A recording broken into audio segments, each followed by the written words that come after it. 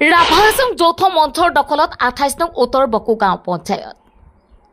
বকো উন্নয়ন খণ্ডৰ অন্তৰ্গত 28 নং উত্তৰ বকো গাঁও পঞ্চায়ত গঠন। সভাপতি আৰু উপসভানেত্ৰী নিৰ্বাচিত। বকো উন্নয়ন খণ্ডৰ অধীনৰ 28 নং উত্তৰ বকো গাঁও পঞ্চায়ত গঠন। বকো ৰাজহ চক্ৰ বিষয়া দিৱস বৰদলৈ আটাইকেইজন নৱনিৰ্বাচিত পঞ্চায়ত প্ৰতিনিধিৰ উপস্থিতিত শপত বাক্য পাঠ কৰোৱায়। লগতে সৰ্বসন্মতিক্ৰমে সভাপতি নিৰ্বাচিত হয় 7 নং দক্ষিণ ঢেকিয়াবৰী ৱাৰ্ডৰ দুলাল কুমাৰ ৰাণা। আটাইকেইজন সদস্যৰ সমৰ্থনত জয়ী হৈ উপসভানেত্ৰী ৰূপে অনামিকা ৰাভাক নিৰ্বাচিত কৰি গঠন কৰা হয় পঞ্চায়ত সমিতিখন।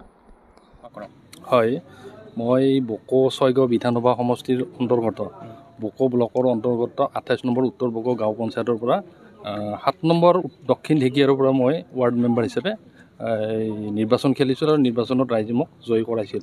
ঠিক তেনেধৰণে যিহেতু আমাৰ ৱাৰ্ডবিলাকত মানে দলীয় কোনো চিম্বল নাছিল যদিও ভিতৰুৱাকৈ আমাৰ ইয়াত মানে মেক্সিমাম আমি 9জন 8জন বা 9জনে আমি ৰাভা হাছং যৌথ সংগ্ৰাম সমিতিৰ পৰা আমাৰ এটা ছাপৰ্ট আছিল আৰু 9জন আমি জয়ী হৈ আহিছিলোঁ।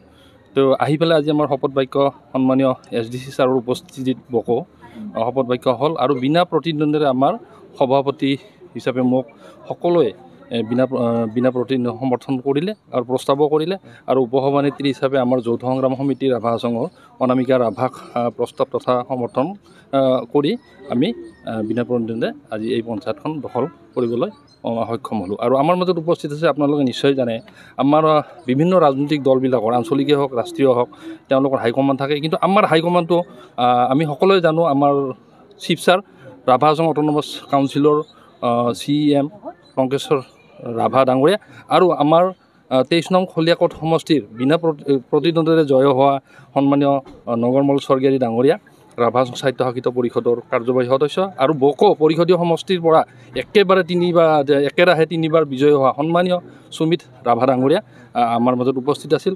গতিকে তেওঁলোকে আজিয়ে নহয় আমাৰ মাজত বিগত পঞ্চায়ত ইলেকশ্যনৰ বিগত সময়ছোৱাতো আমাক সহায় সহযোগিতা কৰিছিল। গতিকে আমাৰ হাইকমাণ্ড তেওঁলোকে মোৰ তৰফৰ পৰা আজি মই 28 নং উত্তৰ বকো গাঁও পঞ্চায়তৰ পৰা নৱনিৰ্বাচিত মই 6 নং ৱাৰ্ডৰ পৰা নিৰ্বাচিত হৈছোঁ। আজি আমাৰ শপত গ্ৰহণ আছিল, ধুনীয়াকৈ হৈ গ'ল আৰু যিখিনি ৰাইজৰ কাৰণে সহায় সহযোগিতা কৰিব লাগে মই সেইখিনি কৰি যাম সততা আৰু নিষ্ঠাৰে। সেয়াই আৰু আপুনি উপসভানেত্ৰী হিচাপে নিৰ্বাচিত হৈছে, আপোনাৰ কেনেকুৱা লাগিছে? আজি বহুত আনন্দময়, ধুনীয়াকৈ ছাপোৰ্ট কৰিছে মোক। সেয়া ৰাইজে বহু আশা প্ৰত্যাশা লৈ আমাক এই স্থানলৈ নিৰ্বাচিত কৰি পঠিয়াইছে। সেয়েহে দুৰ্নীতিমুক্ত তথা সুস্থ সবল পঞ্চায়ত গঢ়াৰ বাবে আমি আপ্ৰাণ চেষ্টা কৰি সৰ্বস্তৰৰ ৰাইজৰ আশা ভৰসা কামলৈ ৰূপান্তৰ কৰিবলৈ মত পোষণ কৰে। ৰাভা হাছং সাহিত্য সাহিত্য পৰিষদৰ নিৰ্বাচিত সাধাৰণ সদস্যদ্বয় সুমিত ৰাভা আৰু নগৰমল স্বৰ্গীয়াৰী নিজে উপস্থিত থাকি পঞ্চায়ত প্ৰতিনিধিসকলক সাহস দিয়াত উৎফুল্লিত হৈ পৰে সভাপতি আৰু উপসভানেত্ৰীৰ লগতে পঞ্চায়তৰ প্ৰতিনিধিবৰ্গ। সমাপ্ত গাঁও পঞ্চায়ত সমৰ নিৰ্বাচন আৰু এই নিৰ্বাচন সমাপ্ত হোৱাৰ পিছত প্ৰায় এমাহ সময়ৰ পিছত ইতিমধ্যে অসম চৰকাৰে কিমানবাৰ পঞ্চায়ত নিৰ্বাচিত হৈ গ'ল আৰু সেই পঞ্চায়ত প্ৰতিনিধিসকলক লৈ ইতিমধ্যে পঞ্চায়ত গঠনৰ যিটো প্ৰক্ৰিয়া আৰু সেই প্ৰক্ৰিয়াটো ইতিমধ্যে আৰম্ভ হৈছে। আৰু ঠিক সেইদৰে আমাৰ বকো 6 গাঁও বিধানসভা সমষ্টিৰ অন্তৰ্গত আমাৰ যিটো আমাৰ বকো ব্লক আৰু এই ব্লকৰ ইতিমধ্যে যোৱা 30 তাৰিখৰ পৰা 26 তাৰিখৰ পৰা ইতিমধ্যে পঞ্চায়ত সমিতি গঠন কৰা হৈছে। আৰু ঠিক সেইদৰে আজি আমাৰ 28 নং উত্তৰ বকো গাঁও পঞ্চায়তৰ যিখন কমিটি হ'ল আৰু সেই কমিটিখনৰ সভাপতি হিচাপে ইতিমধ্যে গোটেই সদস্যসমূহে ছাপৰ্ট আৰু প্ৰস্তাৱ কৰি তেখেতক সমৰ্থন কৰি তেখেতক দুলাল ৰাণা ডাঙৰীয়া সভাপতি হিচাপে নিৰ্বাচিত কৰিলে আৰু উপসভানেত্ৰী হিচাপে নিৰ্বাচিত কৰিলে অনামিকা ৰাভা। সকলোৱে তেখেতসকলৰ যিকোনো নিৰ্বাচিত প্ৰতিনিধিসকলে সুন্দৰভাৱে তেখেতসকলক সমৰ্থন কৰিছে, প্ৰস্তাৱ কৰিছে।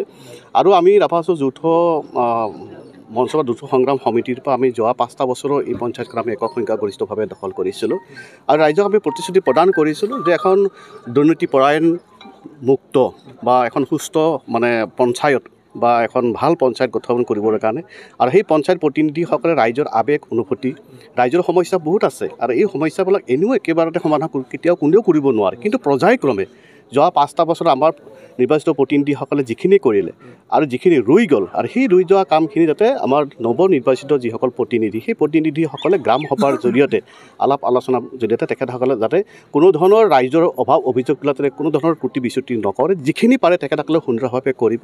আহি থকা দিনসমূহত যাতে আকৌ এখন সুন্দৰ এনেকুৱা ধৰণৰ পঞ্চায়ত এখন পাবৰ কাৰণে সক্ষম যাতে আমি হওঁ, তাকে আমি কামনা কৰিছোঁ। মোৰ তৰফৰ পৰা ৰাভাচাং সাহিত্য সাহিত্য পৰিষদৰ তৰফৰ পৰা লগতে কামৰূপ জিলা যৌথ মঞ্চৰ এজন সভাপতি হিচাপে মই দুলাল ৰাণা ডাঙৰীয়াৰ নেতৃত্বত আৰু অনামিকা ৰাভাৰ নেতৃত্বত আমাৰ যিখন পঞ্চায়ত গঠন হয় আৰু এই পঞ্চায়তৰ সকলো সদস্যকে মই আন্তৰিক অভিনন্দন শুভেচ্ছা জ্ঞাপন কৰিছোঁ আৰু তেখেতসকলে সুন্দৰভাৱে কাম কাজখিনি কৰি যাবৰ কাৰণে মোৰ তৰফৰ পৰা অনুৰোধ জনাইছোঁ। নতুন পঞ্চায়ত গঠন হ'ল, এই মুহূৰ্তত কি ক'ব? 28 নং উত্তৰ বগৰ গাঁও পঞ্চায়ত ইতিমধ্যে আজিৰ পৰা প্ৰায় এমাহমান আগতে আমাৰ গাঁও পঞ্চায়তৰ নিৰ্বাচন অনুষ্ঠিত হৈ গৈছিল আৰু সেই নিৰ্বাচনত আমি ৰাভাহাচং যৌথ মঞ্চৰ ফালৰ পৰা যিসকল ৱাৰ্ড সদস্য আমি প্ৰাৰ্থী হিচাপে প্ৰক্ষেপ কৰিছিলোঁ আৰু ৰাইজে বিপুলভাৱে তেখেতসকলক ভোট প্ৰদান কৰি নিৰ্বাচিত কৰিছিল আৰু নিৰ্বাচিত কৰি পেলাই মানে এখন সুস্থ পঞ্চায়ত পুনৰবাৰ যাতে সেই উত্তৰ বগৰ গাঁও পঞ্চায়তে দিব পাৰে তাৰ কাৰণে জনতা জনাৰ্দনে বিচাৰিছিল।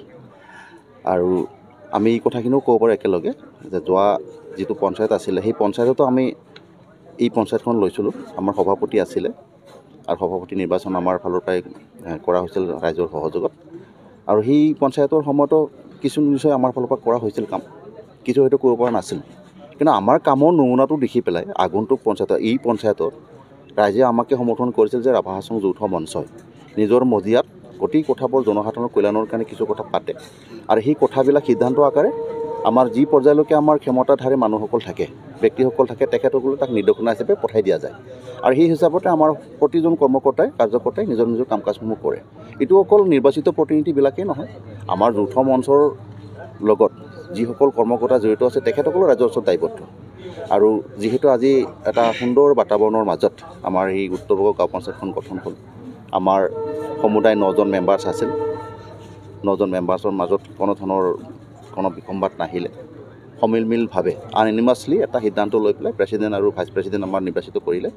যে মোৰ ফালৰ পৰা যিহেতু প্ৰেছিডেণ্ট হিচাপে আমাৰ দুলাল ৰাণা ডাঙৰীয়াক নিৰ্বাচিত কৰিলে আৰু ভাইচ প্ৰেছিডেণ্ট হিচাপে আমাৰ অনামিকা ৰাভাক নিৰ্বাচিত কৰিলে, দুজনকে মই শুভেচ্ছা জ্ঞাপন কৰিছোঁ। পঞ্চায়তে আমাৰ যিটো নৱনিৰ্বাচিত আমাৰ সভাপতি আছে, আমাৰ উপসভাপতি থাকিল, প্ৰতিজন আমাৰ সদস্য শিক্ষিত নিশ্চিত ৰূপত পাৰিব। গতিকে বেলেগ একো নাই, আগন্তুক দিনবিলাকত আমি একেলগে সকলোৱে ৰাইজৰ কাষতে থাকি পেলাই বুজাবুজিকে এই পঞ্চায়তখন চম্ভালিম। পঞ্চায়তখন চলিবৰ কাৰণে আমি আমাৰ ফালৰ পৰা পৰামৰ্শ আগবঢ়াম, তেখেতসকলে পাৰিব সেই বিশ্বাসখিনি ৰাখিছোঁ। গতিকে মই পুনৰবাৰ শুভেচ্ছা জ্ঞাপন কৰিছোঁ আৰু ৰাইজে বিশ্বাস ৰাখিবই নিশ্চয়কৈ লাগিব। ৰাইজৰ যথেষ্ট আস্থা আছে, কাৰণ নিৰংকুশ আমি এই পঞ্চায়তখন পাইছোঁ। 2টা বছৰ আমি একেলগে পালোঁ। আমাৰ গোটেই বকো ব্লকত আমাৰ 11টা গাঁও পঞ্চায়ত আছে আৰু সেই 11টা গাঁও পঞ্চায়তৰ ইতিমধ্যে আজিৰ তাৰিখলৈকে প্ৰায় 7টামান গাঁও পঞ্চায়ত গঠন হৈ গ'ল আৰু সেই 7টা গাঁও পঞ্চায়তৰ আমি 5টাকৈ গাঁও পঞ্চায়ত ইতিমধ্যে দখল কৰিলোঁ ৰাভাহাচং যৌথ সংগ্ৰামে। বাকীখিনি NDA হিচাপে আমাৰ তাত সহযোগ আছে, কিন্তু বাকী পঞ্চায়তবিলাকত আমি এককভাৱে নিজে দখল কৰিছোঁ আৰু এইখিনি সক্ষম হৈছে আমাৰ নেতা, আমাৰ অতিকে আদৰৰ পৰম শ্ৰদ্ধাৰ নেতা আমাৰ মাননীয় টংকেশ্বৰ ৰাভাদেৱৰ কাৰণে। তেখেতৰ নীতি আদৰ্শ, তেখেতে কৰা কাম কাজৰ নমুনা আৰু তেখেতে দিয়া মানে ভিজনাৰী এটা এটা দৰ্শন, সেই দৰ্শনৰ আধাৰতে আমাৰ এইটো অঞ্চলৰ ৰাইজক আমি আমাৰ ফালে আনিবৰ কাৰণে সক্ষম হৈছোঁ, যাৰ কাৰণে প্ৰায় প্ৰতিটো পঞ্চায়তত আমি আমাৰ ভাল ৰিজাল্ট পাবৰ কাৰণে সক্ষম হৈছিলোঁ। উল্লেখযোগ্য যে বকো ব্লকৰ অন্তৰ্গত গঠিত আটাইকেইটা পঞ্চায়তৰ ভিতৰত 5টা পঞ্চায়ততে ৰাভাহাচং যৌথ মঞ্চৰ দখলত পঞ্চায়ত গঠন কৰা বুলি জানিবলৈ দিয়ে। বকোৰ পৰা ধনমণি মেধিৰ ৰিপৰ্ট, MT নিউজ।